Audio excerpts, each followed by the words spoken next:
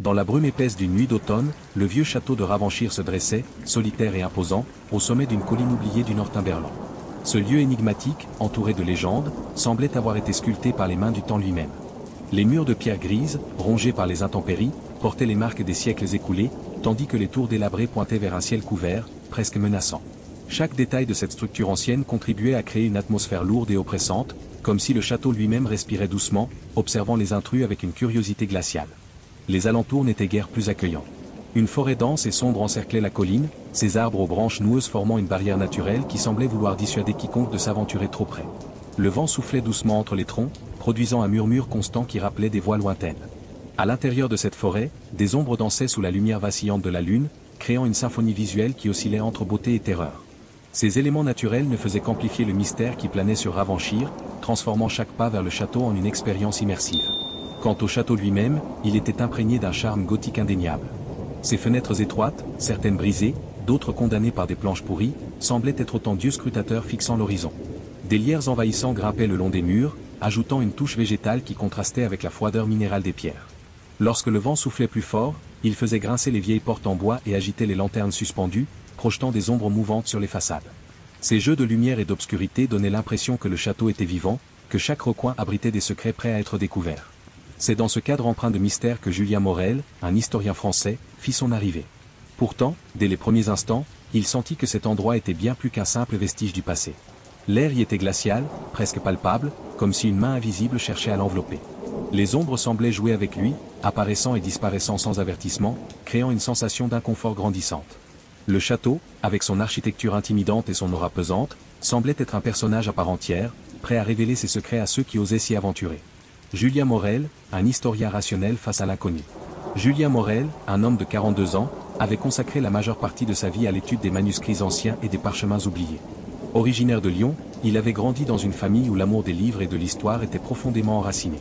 Son père, bibliothécaire municipal, l'avait initié dès son plus jeune âge à l'art de la recherche et à la fascination pour les récits du passé.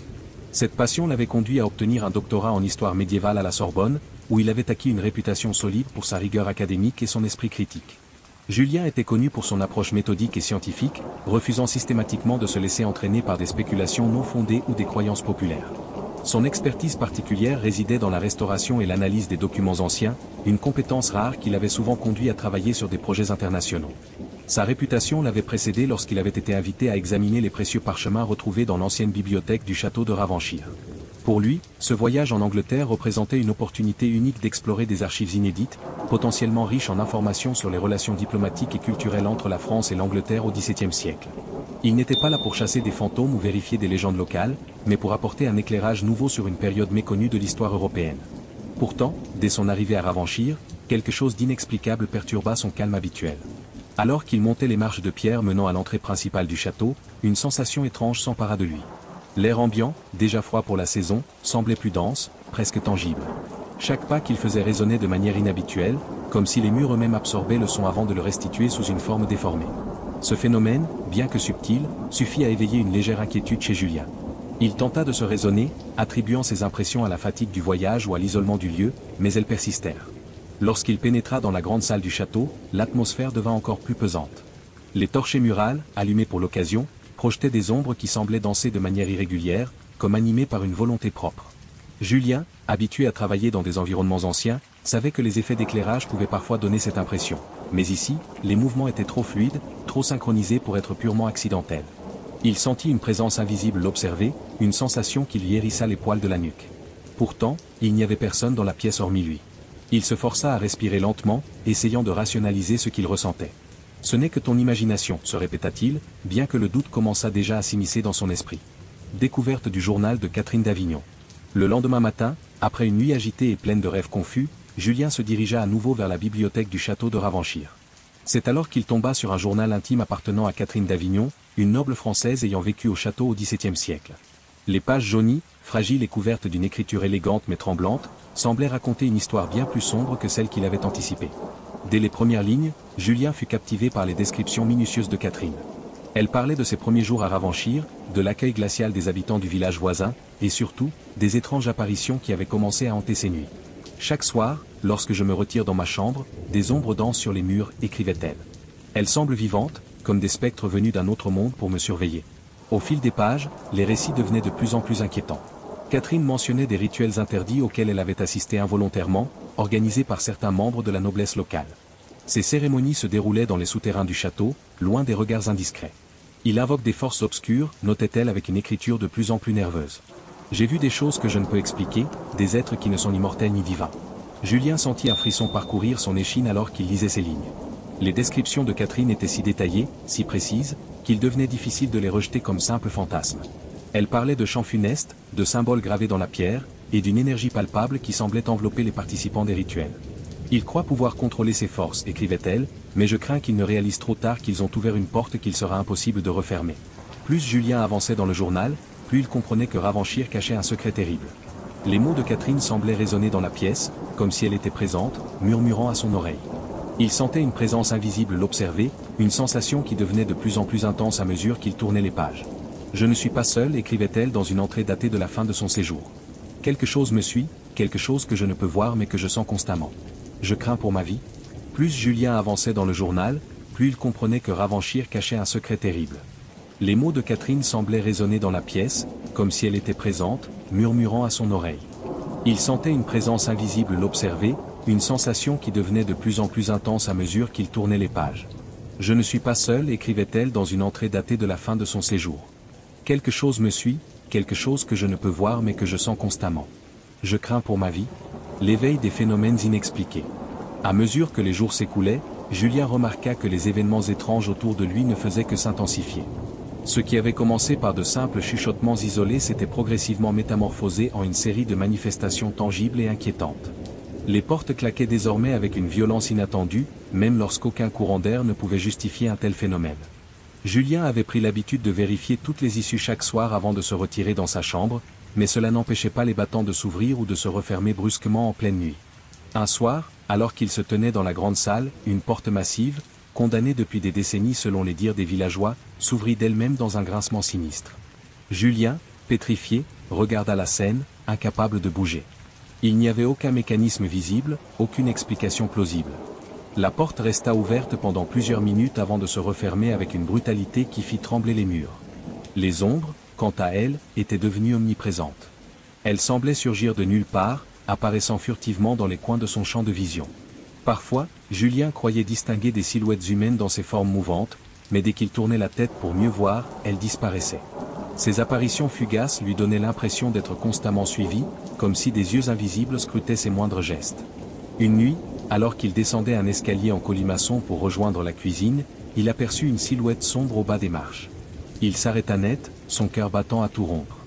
Lorsqu'il alluma sa lampe de poche, il ne trouva personne. Seules les marches vides et le silence pesant lui répondirent. Mais ce qui troubla le plus Julien fut l'épisode du miroir dans la chambre principale. Ce miroir, encadré d'un bois noir sculpté, semblait avoir été placé là pour servir de point focal aux forces étranges qui hantaient le château. Un matin, en se préparant pour une nouvelle journée de recherche, Julien remarqua que la surface du miroir était couverte d'une fine buée, malgré l'absence d'humidité dans la pièce. Intrigué, il s'approcha pour essuyer la vapeur, mais ce qu'il vit le figea sur place. Des mots en ancien français étaient inscrits sur la surface embuée. « Celui qui cherche la vérité doit en payer le prix ». Les lettres étaient tracées avec une précision inhumaine, leurs contours parfaitement définis. Julien recula, les yeux écarquillés. Il tenta de se convaincre que quelqu'un avait pu pénétrer dans la chambre pour écrire ce message, mais la porte était verrouillée de l'intérieur, et aucune fenêtre n'avait été forcée. Rencontre avec Sir Henry Caldwell, révélation troublante. Un matin, Julien décida de quitter temporairement l'enceinte du château pour se rendre au village voisin. C'est dans une vieille auberge qu'il fit la connaissance de Sir Henry Caldwell, un aristocrate local dont la présence imposante et le regard perçant tranchaient avec l'ambiance feutrée de l'établissement.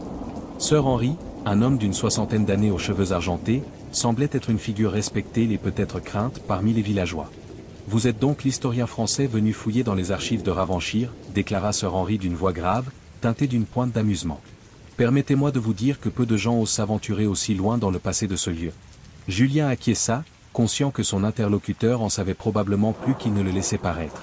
« Je suis ici pour restaurer des documents anciens, et disons que certains aspects de ce château dépassent mes compétences habituelles. » Sir Henry haussa un sourcil, visiblement intéressé. « Ah, vous avez donc remarqué. Vous savez, Ravanchir n'est pas seulement un monument historique. C'est un lieu chargé d'histoire, et de tragédie, Il raconta alors que des siècles auparavant, les familles nobles de Ravanchir pratiquaient des rituels anciens destinés à invoquer des forces obscures. Ces rituels avaient ouvert une brèche entre notre monde et une entité malveillante, conduisant à la chute de la lignée des Montrose, maudite par les forces qu'ils avaient invoquées. Quant à l'aile nord du château, condamnée depuis plus de 2 siècles, Sir Henry avertit Julien. Personne n'ose s'y aventurer. On dit que c'est là que tout a commencé, et que tout pourrait recommencer. Exploration de l'aile nord, une immersion dans l'effroi. Poussé par une curiosité mêlée d'appréhension, Julien décida de braver les avertissements et d'explorer l'aile nord condamnée du château. Dès qu'il pénétra dans cette zone interdite, une sensation oppressante l'envahit. L'air semblait plus dense, chargé d'une énergie indéfinissable. Les murs étaient ornés de fresques inquiétantes représentant des scènes de conjurations anciennes, des figures encapuchonnées entourant un autel, des symboles kabbalistiques gravés dans la pierre, et des silhouettes spectrales flottant dans les airs. Julien sentit un poids invisible peser sur ses épaules, comme si le château lui-même cherchait à le dissuader d'aller plus loin. Il découvrit un manuscrit décrivant la confrérie du Corbeau, une secte secrète qui aurait scellé un pacte avec des forces obscures. Les pages détaillaient des rituels complexes et des sacrifices humains, confirmant les récits de Catherine d'Avignon. Julien comprit alors que Ravanchir était bien plus qu'un simple château hanté. C'était un lieu où des forces maléfiques avaient été invoquées, des forces qui semblaient encore actives. Rencontre avec Elisabeth O'Sorn, une alliance inattendue. Alors qu'il poursuivait ses recherches, Julien rencontra Elisabeth O'Sorn, une historienne britannique enquêtant également sur les secrets de Ravanchir. Ensemble, ils explorèrent les archives locales et rencontrèrent d'anciens habitants du village, qui leur racontèrent des histoires effrayantes sur la lignée maudite des Montrose. Leur collaboration permit de découvrir l'existence d'un ancien gardien du château, Thomas Redgrave, qui leur révéla que la clé de la malédiction résidait dans une salle cachée sous les fondations du château. Confrontation finale, lever la malédiction.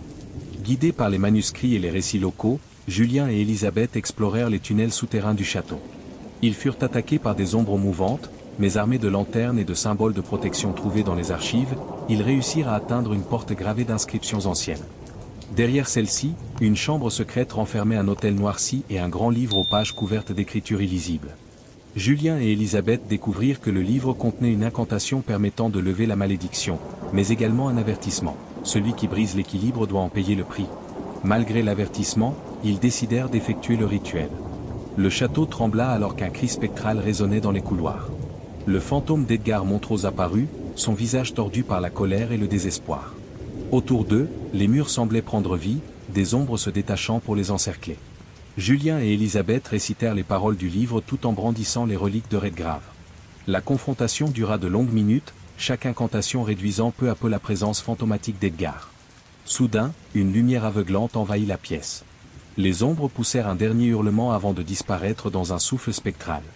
Edgar, lui, tomba à genoux, son regard redevenant humain. « Merci » murmura-t-il avant de s'effacer complètement.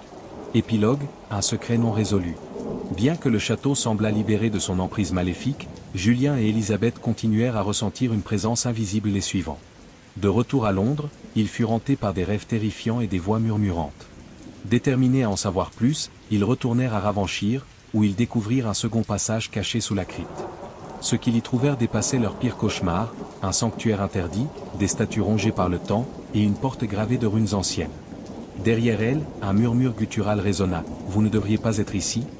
L'histoire de Ravanchir était loin d'être terminée.